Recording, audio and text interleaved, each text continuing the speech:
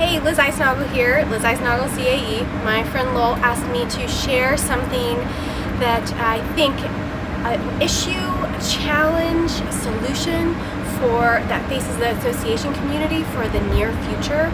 And what I want to talk about is an issue that I think, I don't have a solution for, but I think it's something as a community we have to collectively consider and connect about. And it's this issue of connectivity among our members. And specifically, it's the issue of bringing a product, a solution, a service, a statement to market or to our members faster than we have traditionally been able to. So the association model, if you will, is slow.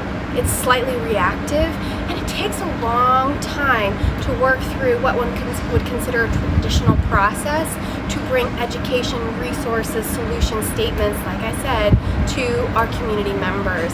And I think for the future, our members and the larger communities that they serve are not going to tolerate that.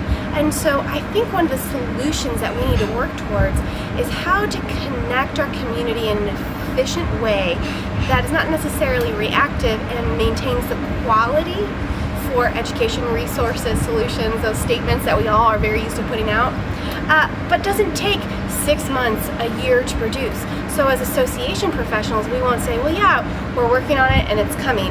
And we know that, a lot of that time has to do with, we give someone 3 weeks to do the work because they have to fit it in within their schedules. And then there's another 2 weeks delay because those 5 people don't have schedules that match up for 2 weeks. And so that's the 1 hour a day they can talk with each other to move forward their solutions. I don't think in the future we're going to have the ability to be that patient. And I don't mean to say that we shouldn't be patient now, but I think that the rate and the speed at which information moves and solutions are put out among our communities is going to surpass the tolerance of our association community when it comes to how fast we can put things out. And then we'll be seen as stale or reactive.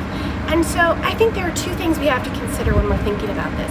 The first is the millennial mindset. So it's not just millennials, right, who expect to connect via brand new ways. Even now in the last year or 2, we see that folks are connecting via different apps, social media platforms. Let's use Snapchat as an example. And those traditional channels that we're used to are being upgraded so that they connect in a more useful and unified way, and more so in the last few years. And we know, and marketers know, that it's not just those who are in the millennial generation that expect to connect that way. It's the millennial mindset that we really have to consider. And it's all generations who are in the workforce now are adopting expectations similar to the millennials when it comes to use of technology and the sharing and connectivity of information. And if we as association professionals aren't aware of that and capitalizing on that to bring solutions faster to our communities, I think we're going to be lost. And the second is, how do we connect our members in a more meaningful way, in a quicker way, so that we can continue to put out those products, but in the quality that they expect, so that we're not just pushing things out for the sake of pushing things out, but it's something that folks can stand behind and feel confident within. We have such an incredible amount of knowledge to share within our associations, and the product that we've been putting out, we meaning those within each association, not association professionals, but we're powering that, is a trusted source. So how do we continue to do that, knowing that if we don't do that and do it in a way that people feel they can stand behind, that they're going to go to other sources, because it is easier now than ever to go to other sources.